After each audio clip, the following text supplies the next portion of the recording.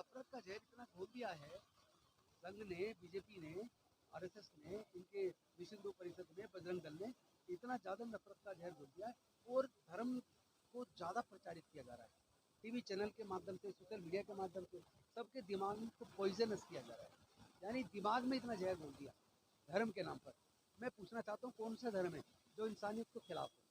कौन सा धर्म है जो किसी की हत्या की इजाज़त देता हो? और अगर कोई धर्म किसी की जाति की वजह से हत्या की इजाज़त देता हो, जैसे हत्या की इजाज़त देता हो, तो ऐसे धर्म को, मुझे लगता है ऐसे धर्म को त्याग।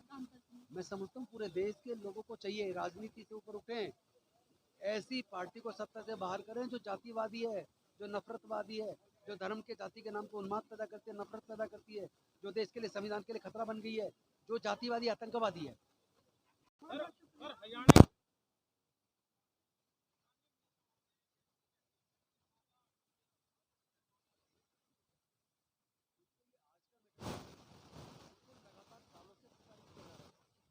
वो लगातार उच्च अधिकारियों के शासकों के खिलाफ कार्रवाई की मांग कर रहे थे, शिकायतें कर रहे थे, चीफ सेक्रेटरी को लिख रहे थे, लेकिन अनफॉर्चुनेटली जो उनको न्याय मिलना चाहिए था वो न्याय नहीं मिला।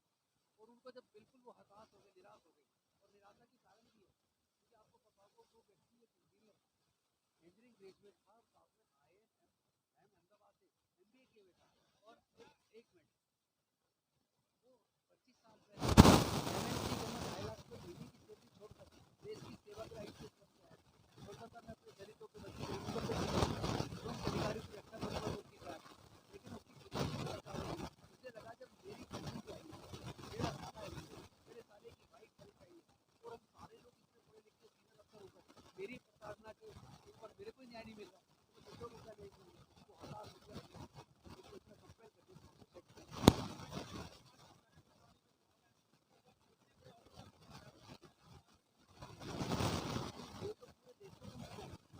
पूरे देश के जो मिनोरिटी के लोग हैं, OBC के लोग हैं, तो उनको समझना है कि इस देश में आप कितना ही धर्म के नाम पर उनको मजबूती देने का काम करो, उसके बाद भी लोग आपको मानते हैं, आपको नहीं देते, आप जस्टिस को राष्ट्रपति चीफ जस्टिस के ऊपर भूपेंद्र कब्जा करेंगे, तो ये तो नफरत वाली राजनीति। ये भारत के संविधान का हमला है, ये हमला भारत के शासन के स्टेट के अगेंस्ट, राज्य के अगेंस्ट सरकार के, ये पूरे दलितों की अस्मिता का हमला है, ये हमारे समाज के स्वाभिमान का हमला है।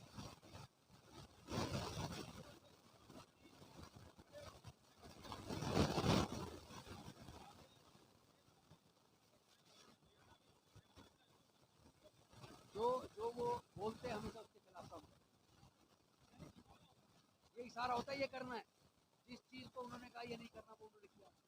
उनका पुराने वीडियो देख लो, जब वो चीफ मिनिस्टर थे वो GST के खिलाफ थे, उन्होंने GST लागू किया, वो FDI के खिलाफ थे, उन्होंने FDI लागू किया, वो काले धन के खिलाफ थे, काला धन 3 गुना बढ़ गया, वो तो को रोजगार देने की बात करते थे, तो के रोजगार छीन लिए, तो वो जो बोलेंगे ध्यान रखना हमेशा उसके खिलाफ।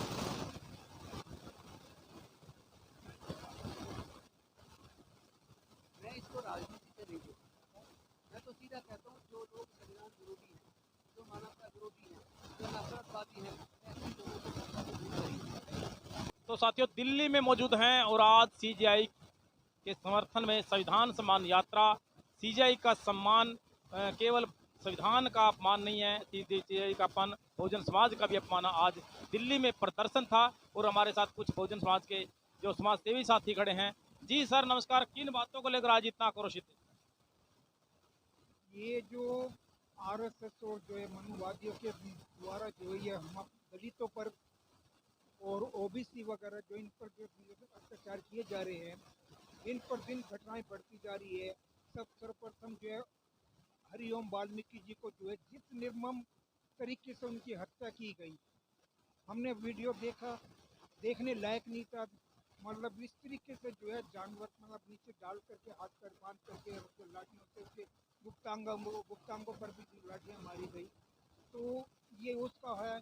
फिर हमारे जो वाई पूर्ण कुमार जी हैं IPS से, यानी कि चाहे कोई कितने मुद्दे पर चला गया, हमारे जो CJI साहब थे दलित, क्योंकि उन पर दलित जूता इसलिए फेंका क्योंकि वो दलित थे। आरएसएस जो है ये सब कुछ आरएसएस के इशारे पे है।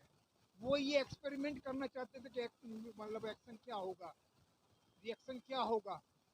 तो ये अब बहुजनों को जो है सबको एक होकर के जो है हमें ये लड़ाई लड़नी पड़ेगी। और नहीं, संविधान पर जूता फेंका है उन्होंने, संविधान पर जूता फेंकना, क्योंकि संविधान इनकी आंखों में संविधान ही खड़क रहा है। बाबा साहब के संविधान की बदौलत ये जो है मतलब चीफ जस्टिस तक पहुंच गए, और वो आने वाले समय में अगर यही रहा तो पीएम तक भी पहुंचेंगे। और क्योंकि अगर जो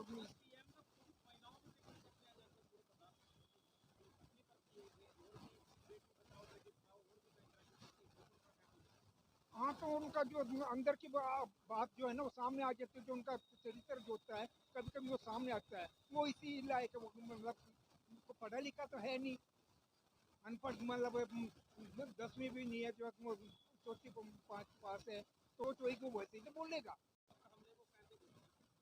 गवई साहब पर हमला हो या हरियाणा में वो एक आईपीएस पर अत्याचार हो, ये सिद्ध करते हैं कि कोई निम्न वर्ग का व्यक्ति कितना ही ऊंचा चढ़ जाए, कुछ लोगों के दिमाग में वो निम्न ही रहता है।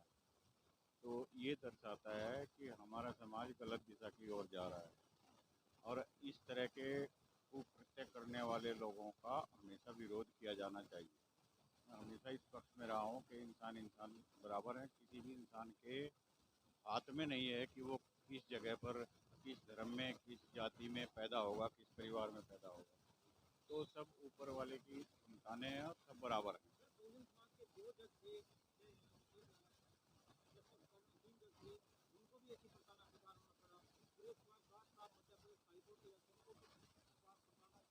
हाँ, तो ऐसे नहीं, ऐसे तत्व समाज में हमेशा मौजूद रहते हैं। कि फर्क इतना है कि अगर सरकारी नीतियाँ एक तरह से गरीब वर्ग के फेवर में होती हैं, सरकार गरीब वर्ग के फेवर में होती है, तो वो दब जाते हैं। अब कुछ दिनों से नहीं है तो उनके कीटाणु फिर जगे हुए हैं, तो वो अपना काम कर रहे हैं। मेरे हिसाब से तो ये स्थिति बहुत गलत है देश के लिए, और देश गलत दिशा में जा रहा है, और इस हम सबको भुगतना पड़ेगा, चाहे वो निम्न वर्ग का व्यक्ति हो चाहे उच्च वर्ग का व्यक्ति हो, क्योंकि है तो चोट दोनों को लगती है।